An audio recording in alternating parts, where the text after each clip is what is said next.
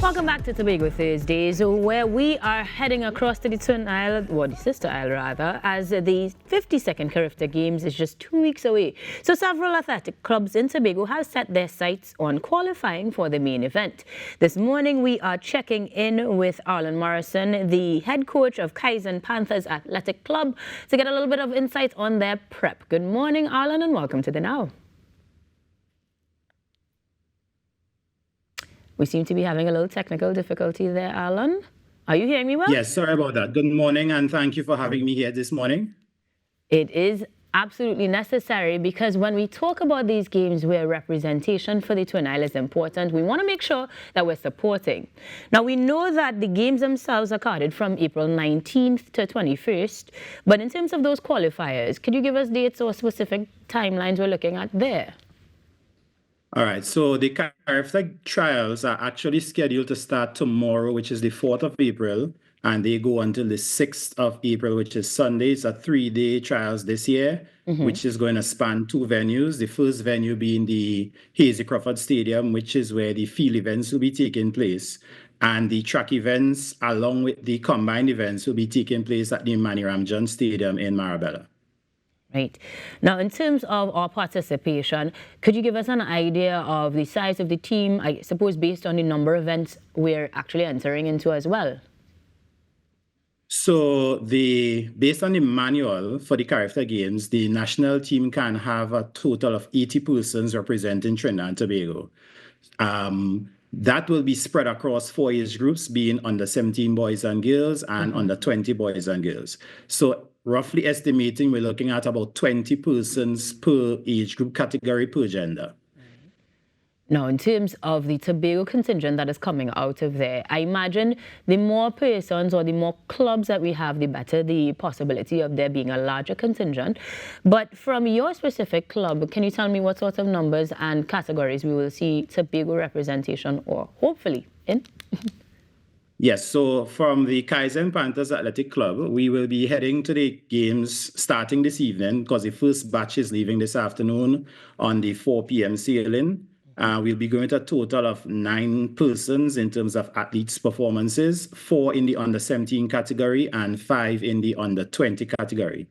In the under-17, we have, for the girls, Kimaya Anderson, who is going to be doing the sprint hurdles, which is the 100-meter hurdles. We have Kai Abraham in the 400 meters, Sebastian McKenna in the octathlon, which is the combined event, and Devontae Romeo, who is going to be doubling in both the 110 hurdles for male and 400-meter hurdles. In the under-20 category, we have Kiori Robley, who is the only female in that age group representing us. She'll be doubling as well in the 400 meters and the 400-meter hurdles. Caleb Campbell will be doing the decathlon, which is the first time the decathlon is going to be held at the CARIFTA Games. Jahaziel David will be doing the long and the triple jump. Daniel Briggs is going to be doing the long jump and the 100 meters. And Lemuel Ogbefun is going to be doing the high jump. So we have a vast range of athletes in sprint, hurdles, and jump events. Unfortunately, we would have missed out on having one of our premier athletes in terms of national representation, Imani Matthew, who would have sustained an injury on Friday. So we are hoping him speedy recovery and looking forward to him participating later in the year. That must be devastating because that's so close to the qualifying times. But let's talk a little bit about the prep therein, because you had the new elements of the decathlon being introduced for the CARIFTA Games this time, first time around. Prep is well in advance of those qualifier dates, but how did you approach it this time around, particularly with your newer athletes and, of course, the newer event? So in preparation for the newer events and the newer athletes, we actually knew that this was going to be coming on stream from last edition of CARIFTA, which is where it was voted in to be added. So during the off-season preparation, sensitization of the athletes in terms of understanding what the new events are going to be and getting their bodies prepared via strength and conditioning, endurance training, speed development, as well as enhancing their technical capabilities, seeing that we're now going to have a lot more technical events included, such as the pole vault and the discus. So it was allowing the athletes an opportunity to understand the complexity of the situation. And I actually have a unique experience having done the decathlon myself while I was in college. So it allows them to have that first-hand experience for me to transfer to them to understand what they're going into. Beautiful. I tremendously appreciate the sensitization because, like you said, knowing it from your own experiences and giving them that detail will certainly give an advantage. But tell me a little bit about your approach towards the technical part of events. You mentioned that particularly, and as a non-athlete, perhaps, as a supporter, explain to us the significance or importance therein. So the technical parts are very critical, particularly for the decathlon, the high jump, the hurdles, because those are the events where the athletes can assume or expect the most risk of injury if they don't execute properly. So what we focused on was getting them the basic drills, understanding why they have to operate in particular ways, and allowing them to have the resources to be able to execute those drills in preparation for the execution at the event. Unfortunately, we did not have, and up to today, we have not had an actual opportunity to do any pole vault practicing. But with Caleb, I have been utilizing the different mechanisms that were available to us, meaning bars in the gym, to get him accustomed to some of the experiences he would have when we actually do have the pole vault. So for the trials this weekend, the pole vault is not going to be a scored event in the decathlon, but it is my expectation that once the team has been made by the athletes who we are carrying to the trials, they would be given the opportunity to do some pre-training prior to the event, because it's not going to be entirely new to him in terms of sensitization. It may just be new to him in terms of experience. And given my history in coaching persons with the decathlon in pole vault for the first time, it usually only takes about 2 to 3 sessions to get them the basics, to just get the foundation of getting over the bar. Once you get over the bar and you continue practicing it, it's going to be an easy experience for them. A great metaphor for life. Once you get over the bar and continue practicing, you can get it done. Mr. Morrison, you sound very, very, very prepared.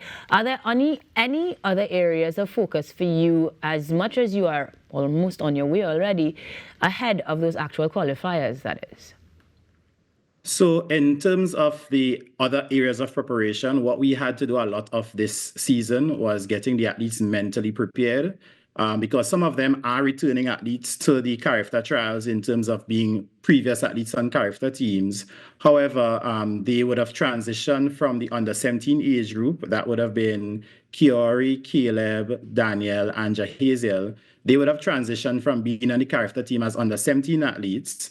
And the young men, Caleb, Jahaziel, and Daniel, they did not get selected on the team last year. And part of that was allowing them that transition from the under-17 to the under-20 age group. This year, we focused on, Kiori did get selected on the team last year. So this is going to be her third attempt at being on the national team in an entirely new event. So the mental training was important, because we realized as a team, management team that is, along with Coach John and Coach Bremner, that the athletes needed to have belief and confidence in themselves to be actually ready for the task at hand. So mental preparation was something we focused on, as well as guiding them on their nutrition, because that is an equal important part of their preparation and development to becoming athletes at the junior level. Beautiful. Coach Morrison, I wish you the best of luck with your team. But before we wrap, to give the insight as to the significance of qualifying for the CARIFTA Games, why is it even or altogether a goal of any club altogether? So for the CARIFTA Games, it provides a platform for exposure and opportunities in terms of further development of athletes. A lot of our senior national athletes have been through the CARIFTA Games, and it gives you that regional exposure prior to your international exposure to be able to compete with like talented athletes in your age group, to allow to understand your measure and where do you have to go in terms of your preparation. So in terms of the importance of the games, is really to give themselves an opportunity to see where they are regionally before they could get there globally. In that case, Mr. Morrison, best of luck to you and the team again in those qualifiers. And hopefully we'll check in with you as they make the national team a little bit later on.